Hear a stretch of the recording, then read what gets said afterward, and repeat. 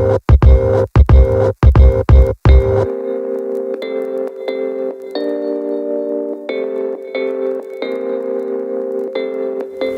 y'all, the Season Marketer here with another Vino Viernes, where we discuss a current topic, issue, or event in the marketing world and try to decide if we want to raise a glass to it or pour one out for our homies. Now this week we're going to be talking about babies and your baby maker. But before we jump right in, let's look at our wine selection for today. Today I've selected Once Upon a Vine, a charming Pinot Noir. And the reason I selected Once Upon a Vine, besides its black currant profile, is because I feel like we are being sold a fairy tale by the FDA's recent announcement last Friday that they have approved the first digital birth control app, Natural Cycles. Now, while fertility apps are nothing new, this app is different in the sense that its purpose is to tell women when they should have protected sex and when they can have unprotected sex. We can drink to that.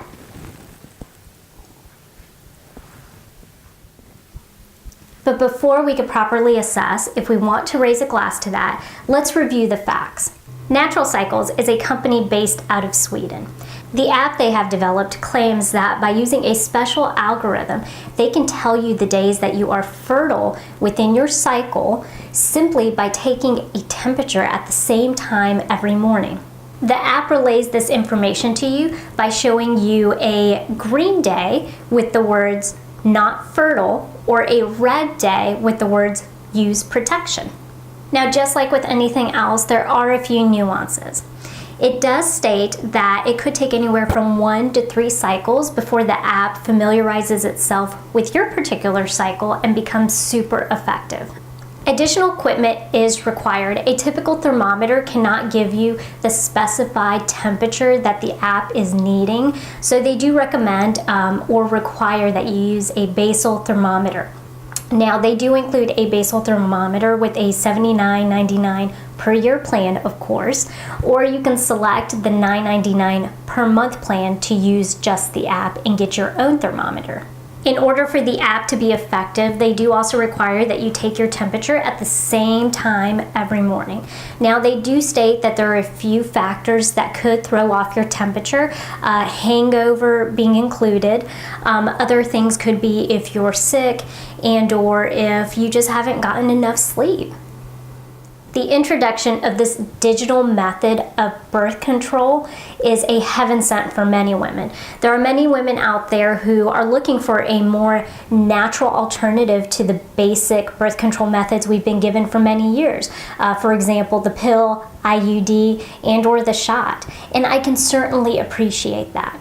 Truth is, the proof is in the pudding. From 2015 to 2018, Forbes has reported that more than $1 billion in funding has been given to femtech businesses or initiatives. Women are seeking to be empowered. We want to know what is going on with our bodies, and the more options that we have to monitor and be intimately involved with our family planning, the better. But I am super cautious of an app that is being sold as a birth control method.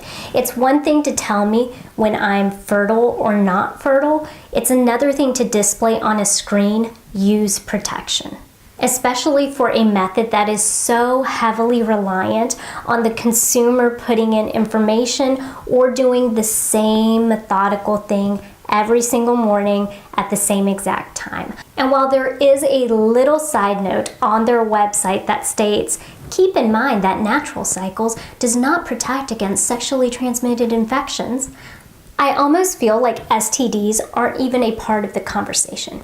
Then again, I grew up in a time where we had Left Eye, T-Boz, and Chili promoting female sexual empowerment and wearing condoms as accessories. Additionally, there have been reports of women getting pregnant even though they were using the app. So sorry, Natural Cycles, I won't be raising a glass to this FDA approval.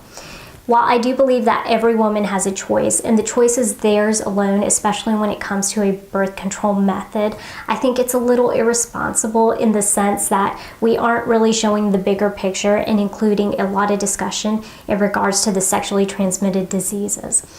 More information or education could probably help deter some of the women who really aren't great candidates for this birth control method. Friends, I would love to know what you think. Share your thoughts below. Do you think it's a little irresponsible for us to put this out on the market as a viable birth control option? Or would you personally rely on an app to tell you when it's best to use protection or not use protection? Join me next week for another Vino Viernes, and be sure that you bring your glass of wine.